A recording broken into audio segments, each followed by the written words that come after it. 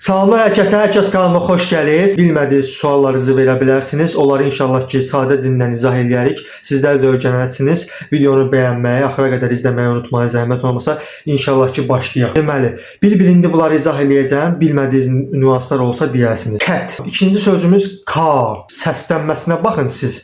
Ondan sonra özünüz anlayasınız. Yenə də anlamasanız yenə yazarsınız. Cake. O var. O bəyəkçilər A idi. Bizim hərflə olan A necə səslənir? Sonra O'lar var. Hot. Sonra ikinci sözümüz home. Sonra word. Word. Sonra burada var E. Bed.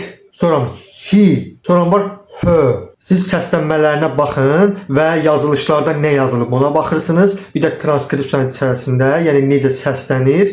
İkincidə də orada görəsiniz, burada yazıram hamısını. O da ki səslənməsidir. I var. İndi burada var uzun i, bir də var i. Onların həm yazılışına baxarsınız, həm oxunuşuna baxarsınız. Sit. Time. I həm də ki bir də var i'nin başqa cür yazılışı. İndi onu da orada görəsiniz. Orada da ki oxuduğum o time. I kimi yazılır bizim i ama time. Ay kimi okunur. O var. Hot. Home. Burada da o kimi olur. Home. Sonra word. Word. Sonra isə u var. Cup.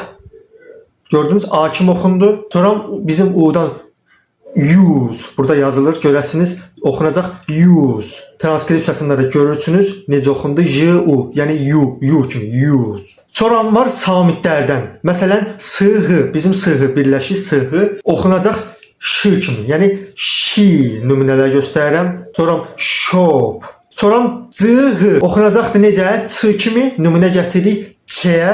Sonra ikinci nümunəmiz child. Sonra var t-hı. Bizim t-hı birləşir. Necə oxunacaq? İndi ona nümunə gətirək. Dil dişlərinin arasında olacaqdır. Sink.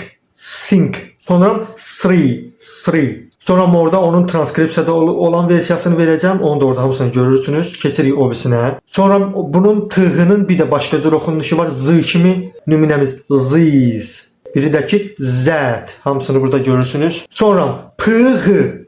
Bunun oxunuşu necədir? Məsələn, phone. F kimi oxundu deməli. Sonra w-hı oxunacaqdır. Məsələn, vote. Sonra iki dənə o hərfi var. Birləşik olanda necə oxunacaqdır? Bu iki cürə oxunacaqdır. Buna bir dənə nümunələrə baxaq. Görə nə yazmışıq? Food.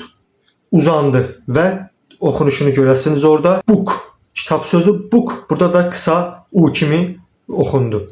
Və başqa suallarınız olsa sizlər də yaza bilərsiniz. Digər dəyərli izləyicilərimiz ingilis dillə bağlı və bu kommenti yazan dəyərli izləyicimiz əgər uşağınıza öyrədə bildinizsə öyrədərsiniz. Öyrədə bilməsəniz başqa nə sualınız olsa yaza bilərsiniz şərh bölməsinə. Mütləq şəkildə hər biriniz yazmağı unutmayın ki, hər birinizə kömək ola bilək inşallah ki, nə suallarınız varsa hamısına cavab verəcəyik. İnşallah öyrənərsiniz.